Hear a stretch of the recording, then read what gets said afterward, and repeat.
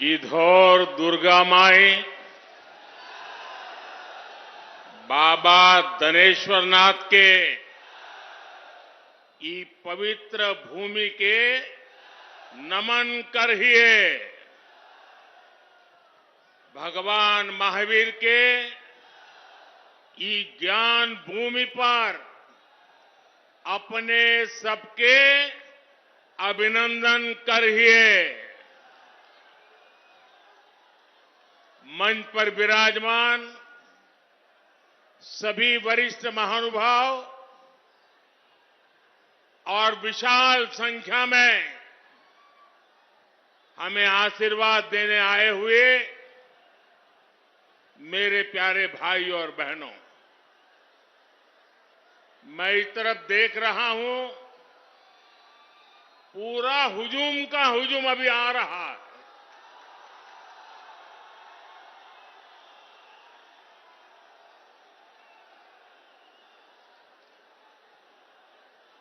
अब जरा मैं आपको सवाल पूछना चाहता हूं, ये चुनाव सभा है कि विजय सभा है?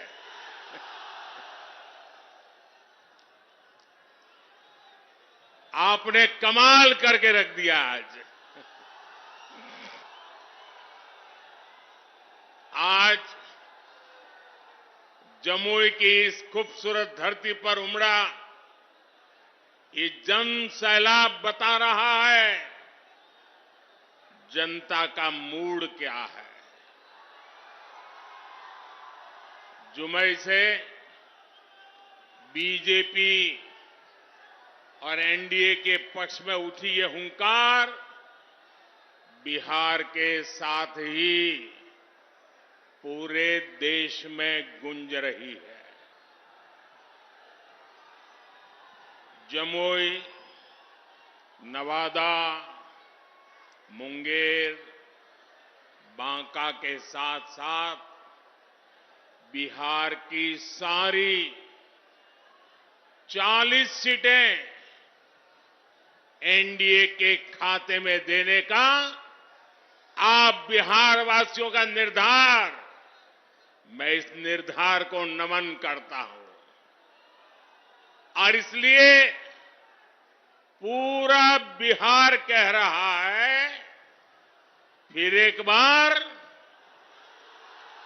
फिर एक बार, फिर एक बार। साथियों, मैं जब भी आपके बीच आया हूं, आपने मुझे भरपूर प्यार दिया है, अपनापन दिया है। लेकिन आज इस मंच से एक कमी हम सबको महसूस हो रही है। हमारे लिए ये पहला ऐसा चुनाव है जब बिहार के बेटे दलितों, वंचितों के प्रिय और मेरे परम मित्र पद्म विभूषण से सम्मानित रामविलास पासवान जी हमारे बीच नहीं है। मुझे संतोष है कि रामविलास जी के विचार को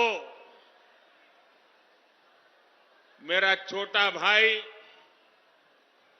चिराग पासवान पूरी गंभीरता से आगे बढ़ा रहे हैं। 19 अप्रैल को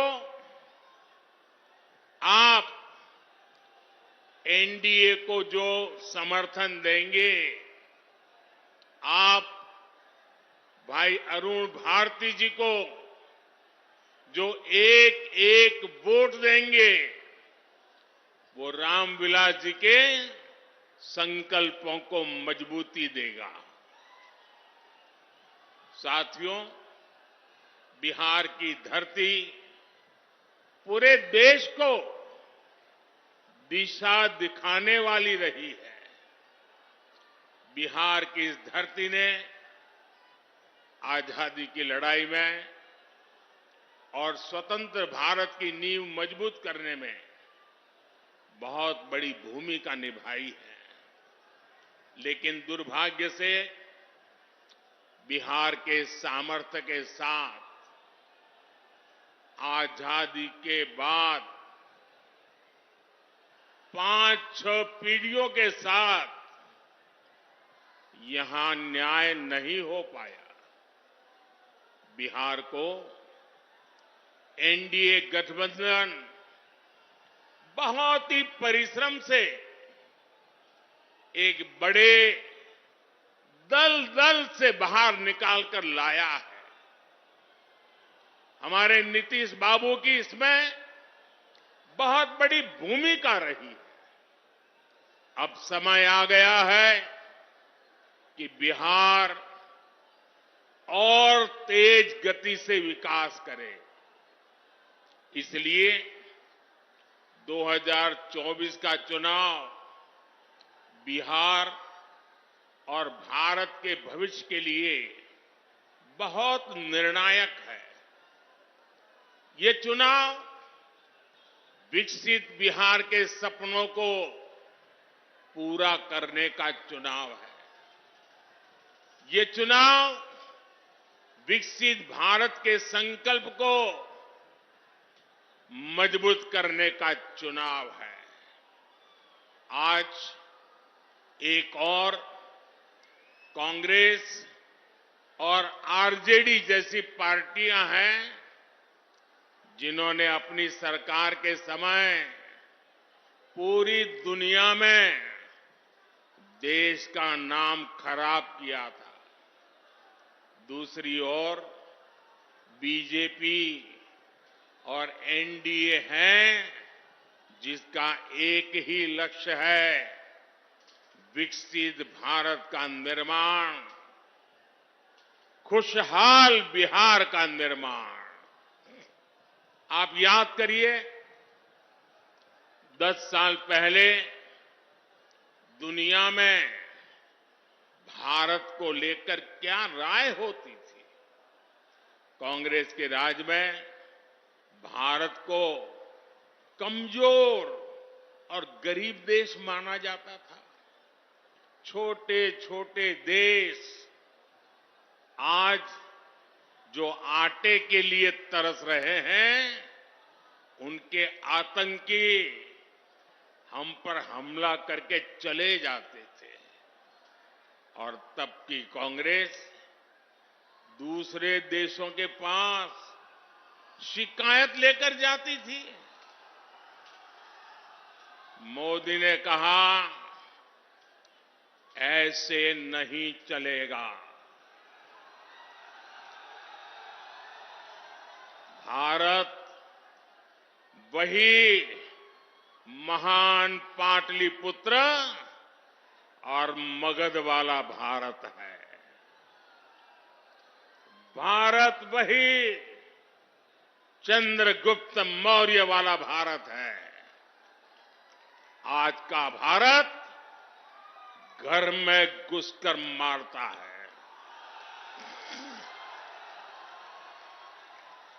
आज का भारत दुनिया को दिशा दिखाता है।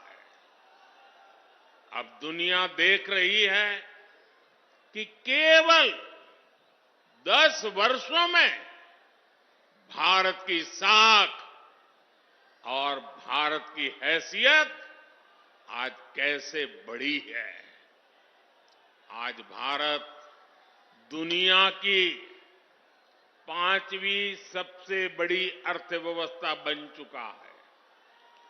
चंद्रमा के जिस कोने पर कोई नहीं पहुंचा था, वहां हमारा चंद्रयान, हमारा तिरंगा पहुंचा है। भारत जब G20 की मीटिंग करता है तो उसकी चर्चा भी पूरे विश्व में होती है। ये किसने किया? ये किसने किया? ये किसने किया? जी नहीं, आपका जवाब गलत है। ये मोदी ने नहीं, ये आपने किया है। आपके एक वोट ने किया है। आपके वोट की वो ताकत थी जिसके कारण ये सब संभव हुआ है। और इसलिए इस सफलता के हकदार अगर कोई है तो आप मेरे प्यारे देशवासी हैं। साथियों, आज देश कैसे बदल रहा है, बिहार खुद इसका साक्षी है। और बिहार कैसे बदल रहा है, इसका उदाहरण जमुई में भी देख सकते हैं। आप याद करिए, हमारा ये जमुई आरजेडी और कांग्रेस के काले दौर में यहां क्या हालत होते थे। जमुई की पहचान कैसी बना दी थी इन लोगों ने। जमुई आरजेडी के जंगल राज का कितना बड़ा भुक्तभोगी होता था। जमुई की पहचान नक्सलवाद से होती थी। सरकार की योजनाएं यहां पहुंचने ही नहीं दी जाती थी। नक्सली यहां सड़कें नहीं बनने देते थे। इसका नुकसान यहां के गरीब, मजदूर और किसान को होता था। लेकिन आज वही जमुई विकास के हाईवे पर तेज रफ्तार पकड़ रहा है। नक्सलवाद दम तोड़ चुका है। जो लोग नक्सलवाद के रास्ते पर भटक गए थे, उन्हें हमारी सरकार ने मुख्य धारा से जोड़ा है। उनके परिवारों को पूरा सहयोग दिया है। अब इस इलाके से एक्सप्रेसवे निकलेगा, मेडिकल कॉलेज भी खुल गया है। अब जमुई के एक और देवघर से हवाई जहाज की सेवाएं शुरू हो गई हैं, तो दूसरी ओर गया एयरपोर्ट के विस्तार की तैयारी भी चल रही है। इस इलाके में इतनी प्राकृतिक सुंदरता है। हमारा प्रयास है कि देवघर और गया जी आने वाले लोग यहां भी आकर के जाएं। पूरे बिहार में रोड इंफ्रास्ट्रक्चर के लिए हमारी सरकार करीब 1 लाख करोड़ रुपए खर्च कर रही है। इन सारे प्रयासों से यहां रोजगार और स्वरोजगार, इसके अनेक अवसर बन रहे हैं। भाइयों और बहनों, आपको एक बात और कभी भी भूलनी नहीं है, हमेशा हमेशा याद रखनी है। याद रखिए, और कोई भी गरीब मां का बेटा इसको भूल नहीं सकता है। कोई भी किसान का बेटा भूल नहीं सकता है। कोई भी आशा अपेक्षा कर लेकर के जीने वाला नौजवान, मेहनत करके आगे आया हुआ नौजवान, उस बात को कभी भूल नहीं सकता। याद कीजिए, रेलवे में भर्ती के नाम पर जो लोग गरीब युवाओं से जमीन लिखवा लें, वो बिहार के युवाओं का कभी भला नहीं कर सकते। रेल मंत्री हमारे नीतीश बाबू भी थे। आज तक कोई शिकायत नहीं आई नीतीश बाबू के खिलाफ। और इन लोगों ने गरीबों की जमीन छीन ली। गठबंधन गठबंधन वालों के समय में केवल खस्ता हाले ट्रेनें चलती थी, लेकिन अब पूरे देश की तरह ही बिहार के लोग भी वंदे भारत ट्रेन में सफर कर रहे हैं और जल्द ही ये ट्रेनें देश के हर रूट पर दौड़ती नजर आएगी। जमुई के पुराने रेलवे स्टेशन की जो हालत है वो तो आप भली भांति जानते हैं। अब जमुई का रेलवे स्टेशन भी आधुनिक बन रहा है। कुछ महीने पहले जब नए रेलवे स्टेशन की तस्वीर दिखाई गई थी तो सब जगह उसकी चर्चा हुई थी।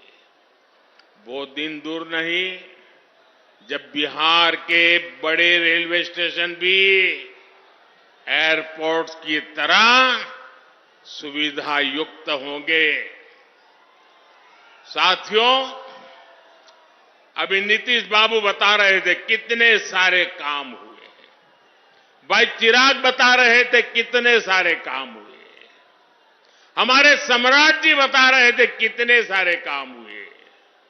और मैं भी इतने सारे काम बता सकता हूं, शायद रात भर मीटिंग चलानी पड़े, लेकिन उसके बावजूद भी भाइयों बहनों ये मोदी है। मोदी की कुछ सोच ही अलग है। ये इतने सारे कामों की सूची बताई जाती है ना, ये 10 साल में जो हुआ वो तो सिर्फ ट्रेलर है, ट्रेलर। अभी तो बहुत कुछ करना है। अभी तो हमें देश को, बिहार को बहुत आगे लेकर के जाना है। आप मेरे साथ सहमत हैं? सहमत हैं? सहमत हैं? और आगे जाना है ना? बहुत आगे बढ़ना है ना? बिहार को भी बढ़ाना है ना? हिंदुस्तान को भी बढ़ाना है ना? साथियों, ये मोदी गरीबी के ताप को सहकर यहां पहुंचा है। इसलिए हर गरीब के सपने का महत्व मोदी भली भांति जानता है, उसको जीने का प्रयास करता है। और इसलिए बिहार के मेरे नौजवान, बिहार की मेरी माताएं बहनें, बिहार के हर बुजुर्ग, मेरे शब्द लिख करके रखिए। और ये मोदी की गारंटी है, आपका सपना, आपका सपना ही मेरा संकल्प है। इसलिए केंद्र सरकार ने गरीब कल्याण को सर्वोच्च प्राथमिकता दी है। केंद्र सरकार के प्रयास से यहां बिहार में गरीबों को 37 लाख पक्के घर मिले हैं। आज बिहार के करीब 9 करोड़ जरूरतमंदों को मुफ्त राशन मिल रहा है। और मोदी की गारंटी है, अगले 5 साल भी मिलता रहेगा। बिहार में 84 लाख से ज्यादा आयुष्मान कार्ड भी बने हैं। इसलिए ही मैं कहता हूं, जब नीयत सही तो नतीजे सही। साथियों, बीजेपी सरकार इंसानों की सेवा तो कर ही रहा है। हमने पशुधन की भी उतनी ही रक्षा करने का तय किया है। केंद्र सरकार ने बिहार के करीब 2 करोड़ पशुओं को खुरपका, मुंहपका जैसी बीमारियों से बचाने के लिए मुफ्त में टीकाकरण का अभियान चलाया है। आपको कोविड के समय मुफ्त में जो मोदी ने टीका दिया वो तो याद है। मोदी पशुओं को भी टीका मुफ्त में लगा रहा है। पहले गरीबों का जो पैसा बीच में ही लूट लिया जाता था, अब वो सीधे आपके खाते में पहुंच रहा है। आज बिहार के 85 लाख से ज्यादा किसानों को पीएम किसान सम्मान निधि का लाभ मिल रहा है। यहां जमुई में ही किसानों को इस योजना के तहत 850 करोड़ रुपए से अधिक सीधे उनके बैंक खाते में पहुंचे हैं। आप मुझे बताइए साथियों, एक गठबंधन गठबंधन वालों की सरकार होती तो आपके बैंक खाते में सीधे पैसे भेजने वाली व्यवस्था बनती क्या? हो सकता क्या? आरजेडी कांग्रेस आपके हक के सारे पैसे भी लूट लेते और आपसे साइन भी करा लेते कि हां पैसा मिल गया है। साथियों, आज देश के सारे भ्रष्टाचारी जो हमेशा एक दूसरे से लड़ते थे, एक दूसरे पर भ्रष्टाचार के आरोप लगाते थे, एक दूसरे को जेल में बंद करने की मांग कर रहे थे, अब वो सब मिलकर मोदी आया।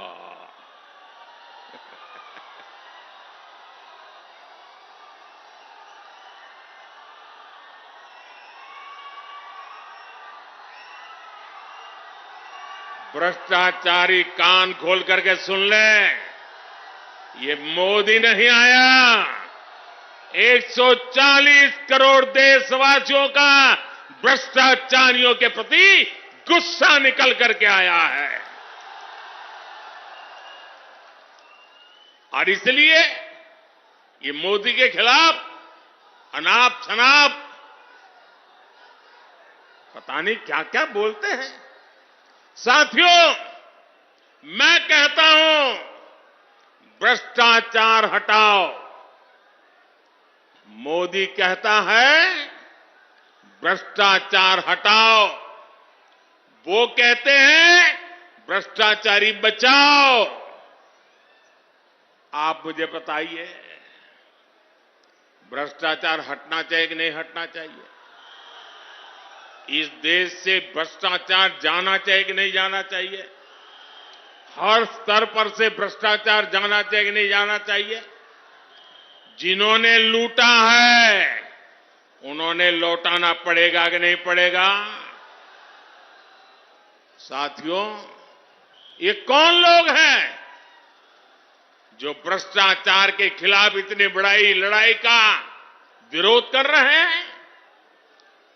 आप देखिए, एक तरफ एनडीए सरकार है जो नए उद्योग लगाने की बात करती है, दूसरी ओर ये लोग हैं जिनकी पहचान अपहरण उद्योग की रही है। एक तरफ एनडीए सरकार है जो सोलर पावर और एलईडी लाइट की बात करती है, दूसरी ओर एक गठबंधन गठबंधन वाले लोग बिहार को लालटेन युग में रखना चाहते हैं। हम नीतीश जी के सहयोग से बिहार में हाईवे और एक्सप्रेसवे बना रहे हैं, जबकि आरजेडी ने बिहार को गड्ढे और खाई में धकेल दिया था। एनडीए सरकार गरीबों की उनकी जमीन का प्रॉपर्टी कार्ड दे रही है, जबकि आरजेडी के लोग गरीबों की जमीनों पर कब्जा करते हैं। हम महिलाओं को सुरक्षा की गारंटी देते हैं, बेटियों को नए अवसर देते हैं। जबकि आरजेडी के लोग जंगल राज में बेटियों को सड़कों से उठा लिया जाता था। साथियों, हमारी सरकार में राम मंदिर का 500 वर्ष पुराना सपना पूरा हुआ।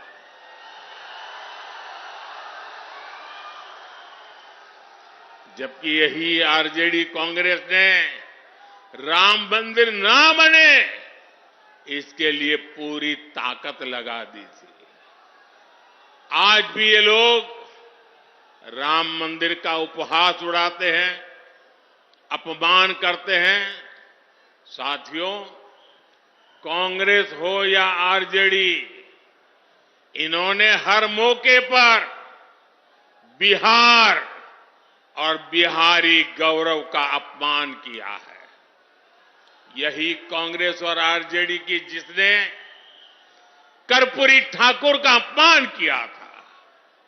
अभी कुछ ही समय पहले हमारी सरकार ने बिहार के गौरव कर्पूरी ठाकुर को भारत रत्न दिया, तब भी इन लोगों ने उसका विरोध किया। इन्हीं लोगों ने रामनाथ कोविंद जी को राष्ट्रपति बनाने का विरोध किया। कांग्रेस और आरजेडी ने आदिवासी महिला द्रौपदी मुर्मू जी को राष्ट्रपति का चुनाव हराने के लिए पूरी ताकत लगा दी थी। 19 अप्रैल को आपको इन गरीब विरोधी लोगों को अपने वोट से हराना है। चुन चुन करके इनको साफ करना है। करेंगे, घर घर जाएंगे, लोगों को समझाएंगे।